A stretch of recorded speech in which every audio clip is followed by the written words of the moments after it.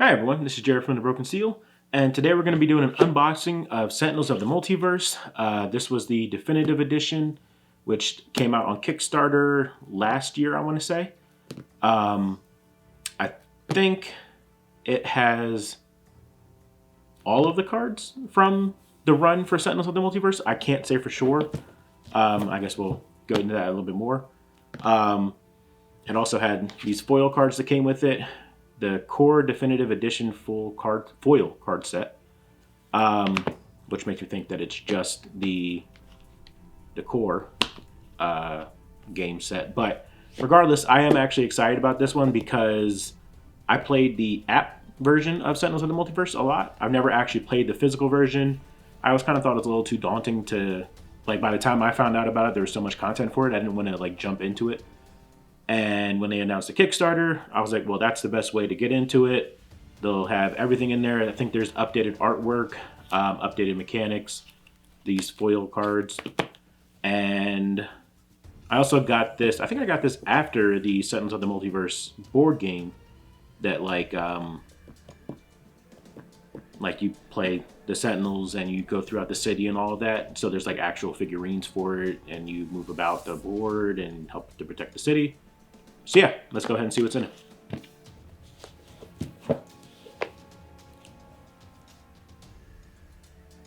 The multiverse needs heroes like you. A mad scientist holds the world hostage with his terrifying intentions. An alien warlord from a faraway galaxy brings his army of bizarre minions to conquer the planet. A giant rampaging robot cuts a swath of destruction across the coastline. Who can possibly stop these villains? A team of powerful heroes stand between the world and the forces of evil. Take your place as a hero and answer the call to protect the multiverse.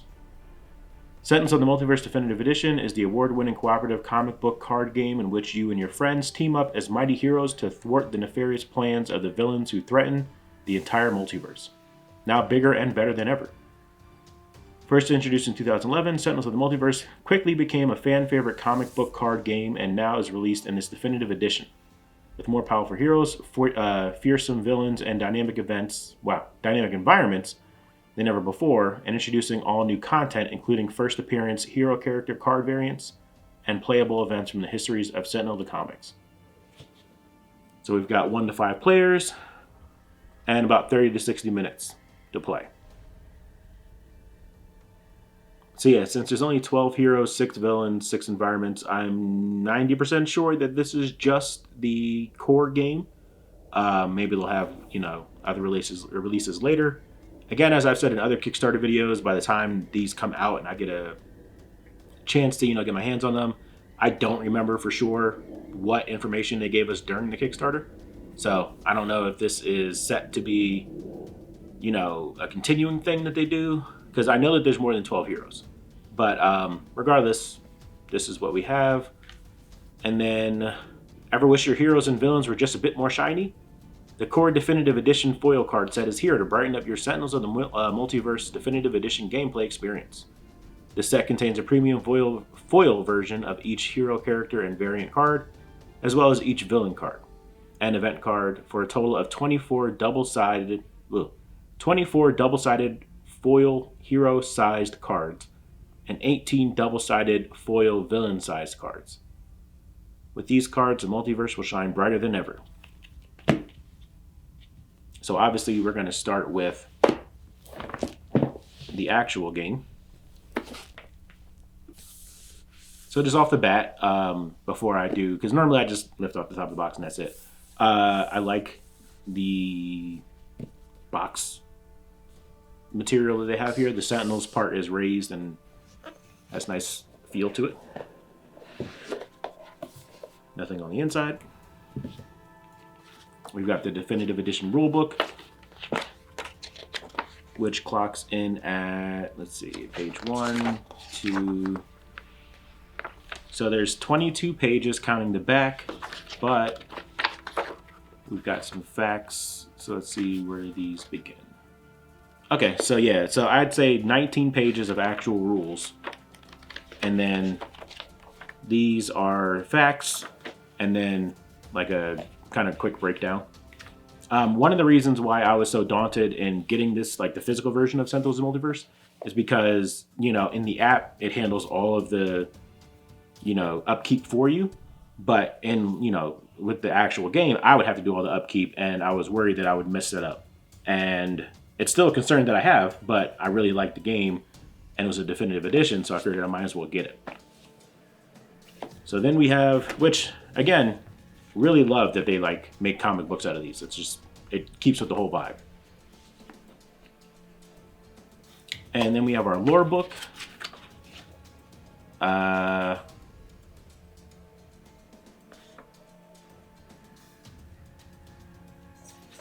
So they have a nice So they have a nice complexity chart. I've played with Legacy, I've played with Wraith, I played with Bunker, Tachyon, Absolute Zero, I think Unity, and Tempest, Haka, and Ra. So some of these I haven't played with before. Ra obviously is a 1, so they're probably the easiest to go with. Let's see. Okay, so I was a little worried that even though they called it the lore book, that there wouldn't be lore, but yeah, they give you a breakdown with backstory and gameplay, which is cool. Absolute Zero was kind of my favorite, followed by Wraith and Bunker a little bit. Bunker I wish was better, but I couldn't complain really. Then the villains: Baron Blade, Citizen Dawn. The default bad guy, I believe, is Baron Blade.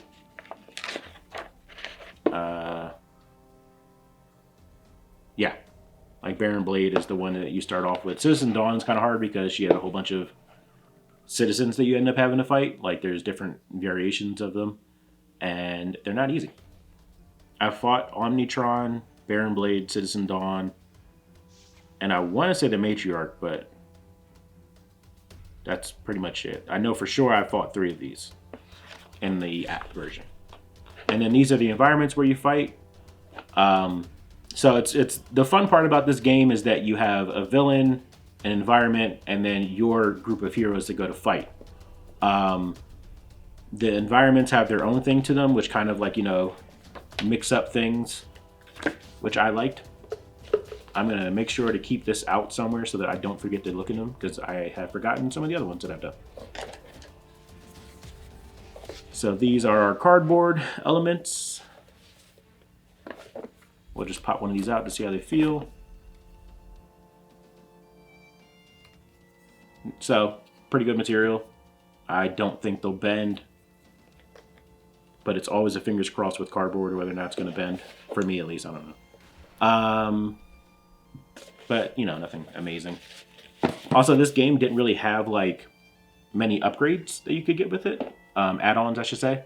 Because the game itself, I'm pretty sure, if I remember correctly, it was just the base game. That was really all you could order. I think you could order sleeves as well.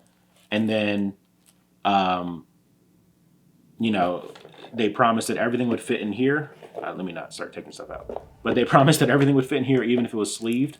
Considering how much cards there are, or how many cards there are, I'm slightly concerned. But I do remember them saying a lot that cards would be able to fit in here. So I have hope still. So let's go ahead and look into this one because I just want to see what it is. So we've got baggies and little pegs for our counters. If you're a fan of the show or channel, you know that I am a big fan of games including baggies because, organizing. These are villain cards and our hero cards. Whoops. Villain cards and hero cards. Let's look with the heroes first.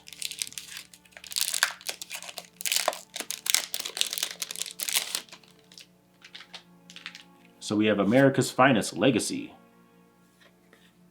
A Legacy Lost.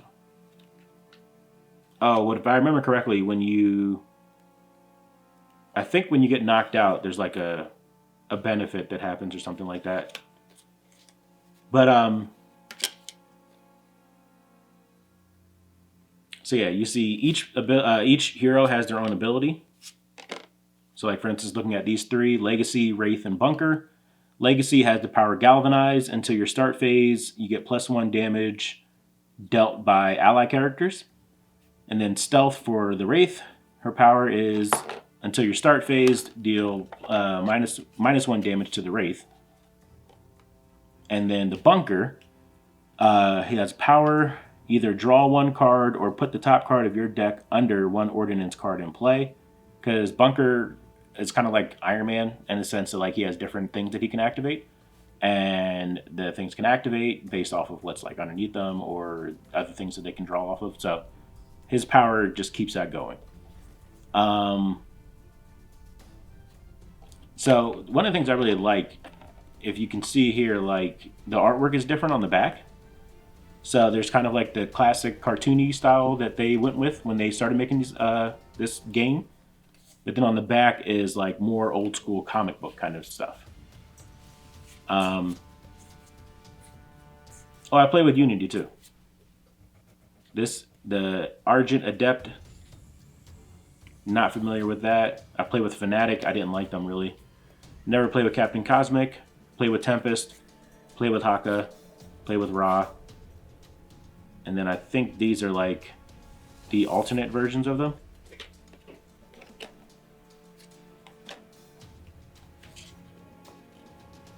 And I also like that they have different abilities. So this Legacy's version, the version of this Legacy, their power is Galvanize, and you do +1 damage dealt by ally characters, whereas this version of Legacy has -1 damage dealt to an ally character.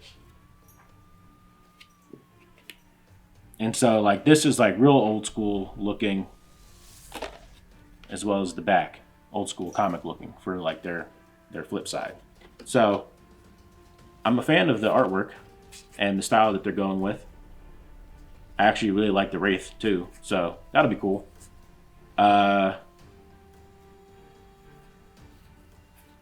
Just looking over some more of these. Alright, so we have our heroes done. Let's look and see what villains that we have in here.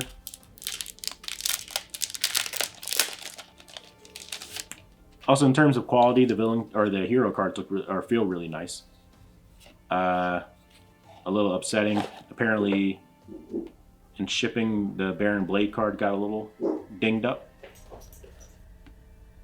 So yeah, there's the Baron Blade, and also like another version of Baron Blade, like the Armored Mad Scientist, which is kind of cool. Oops. And there's Citizen Dawn. And then, so Citizen Dawn on the front part is first among citizens of the sun, whereas Citizen Dawn on the backside is apotheosis of the sun's power.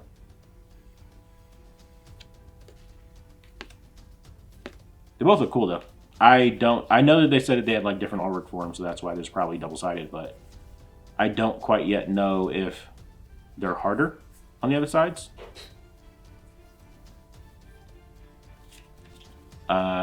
But those are our villains. Put them back in here. I think these might be randomizers, if I were to take a guess. Either randomizers or some kind of like quick reference. So like these are the environments. These are the villains. And these are our heroes. And like on the back, gives you a little breakdown of the cards that they use. Yeah. And a reminder of the complexity. So that's cool.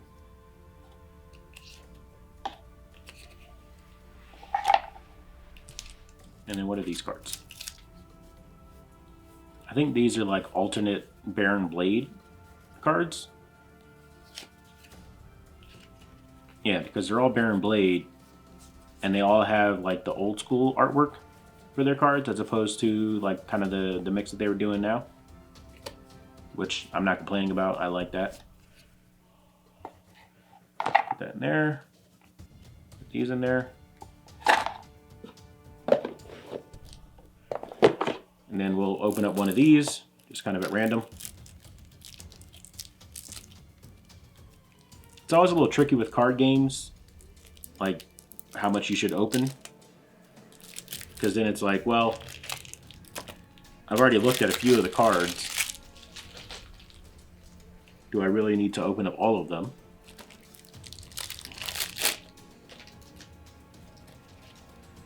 So we have our Raw deck,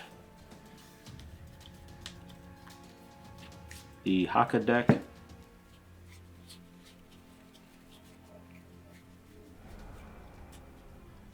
Tempest, and so they have nice artwork in there. In case it stayed in, if I still had mentioned it, or if I still call this a deck builder, I remembered it's not. Each person or each hero has their own deck. Each villain has their own deck. Each environment has their own deck. So it's modular in the sense that you can say, I want to try these villains against, or these heroes against this villain in this environment, but you're gonna always get, you know, if you play with Haka, you're always gonna get the Haka cards. If you play with Tempest, you're always gonna get the Tempest cards. So it's a change, kind of like Marvel Champions. It's always going to be the same. Well, Marvel Champions, you can do deck building. If you were to take Marvel Champions just as is from, you know, when a hero gets released, and then you use that against the enemy, against, you know, and instead of being environment, it'd be the scheme or the threat. I forget what they specifically call it, but the other issues that are going on in addition to having to fight the villain. So that's base game stuff. Like I said, I'm not going to go through all of these because they're just cards. There's really nothing going to be special about it. But I'm going to open up this one.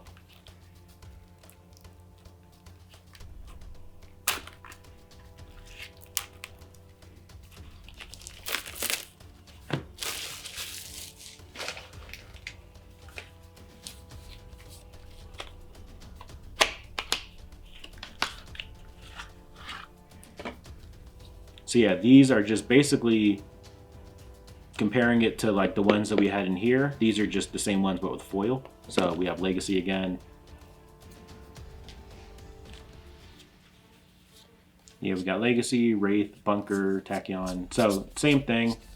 Are there alternate artworks hollow as well?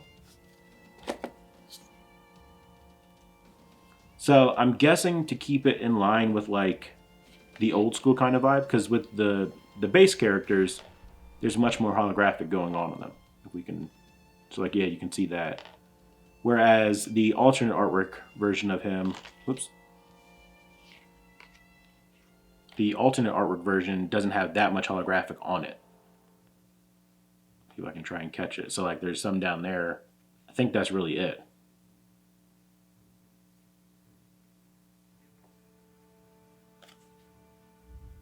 Yeah. Even the backside doesn't really have any holographic on it.